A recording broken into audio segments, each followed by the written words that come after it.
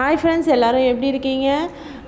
ரொம்ப போர் அடிக்குதுன்னு சொல்லிட்டு அரண்மனை 4 படம் பார்க்குறதுக்கு ஃபீலிங்ஸ் மால் வந்தோம். அங்கே வந்து பார்த்திங்கன்னா மஞ்சப்பை எடுக்கிறதுக்காகவே ஒரு பிரத்யேக மிஷின் வச்சுருக்காங்க. அதை பார்த்துட்டு அதில் 10 ரூபாய் நம்ம போட்டோன்னா நமக்கு வந்து ஒரு மஞ்சப்பை கிடைக்குமா.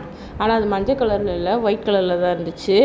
அப்படியே உள்ளே வந்து பார்த்திங்கன்னா குட்டி குட்டியாக 2-3 கடை வச்சுருந்தாங்க. ரொம்ப நாள் ஆயிடுச்சு படத்துக்கு வந்து. ஸோ ரொம்ப நாள் கழித்து இங்கே படத்துக்கே ஃபஸ்ட் டைம் ரொம்ப நாள் கழித்து வரோம்.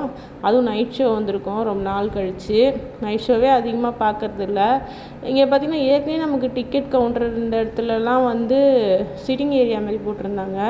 அப்படியே உள்ளே வந்தோம், நிறைய பேர் ஸ்நாக்ஸ் சாப்பிட்ருந்தாங்க. சரி, நமக்கும் சாப்பிட்ணுன்னு ஒரு ஆர்வம் வந்துச்சு. ஆனால் வேண்டாம், நம்ம வந்து பிரேக்கில் வாங்கிக்கலாம்னு சொல்லிட்டு அப்படியே நாங்கள் ஆர்வத்தை கட்டுப்படுத்திக்கின்னு நிறைய ஃபோட்டோஸ் வீடியோஸ்லாம் எடுத்துகிட்டு அப்படியே அந்த இடத்தையும் நாங்கள் அப்படியே ஜாலியாக சுற்றி பார்த்துட்ருக்கோம். ஸோ நிறைய ஃபோட்டோஸ் எடுத்தோம். அப்புறம் அந்த ஸ்நாக்ஸ் கடையெல்லாம் பார்த்துட்டு இருந்தோம் ஒன்று ஒன்றா. ஸோ எவ்வளோ ரேட்டு, எவ்வளோ ப்ரைஸ் ஆகுது அதெல்லாம் சொல்லிட்டு பார்த்துட்டு கொஞ்சம் டிஸ்கஸ் பண்ணிவிட்டு சரி பொறுமையாக நம்மளும் உள்ளே போகலாம் அப்படின்னு சொல்லிட்டு போனோம். அங்கே போய் பார்த்தா தான் தெரியுது நிறைய விஷயம் வந்து ஃபஸ்ட்டு மாதிரி மெயின்டெனன்ஸ்லாம் நிறைய இல்லை. சீட்லாம் கூட கிழிஞ்சிருந்துச்சு.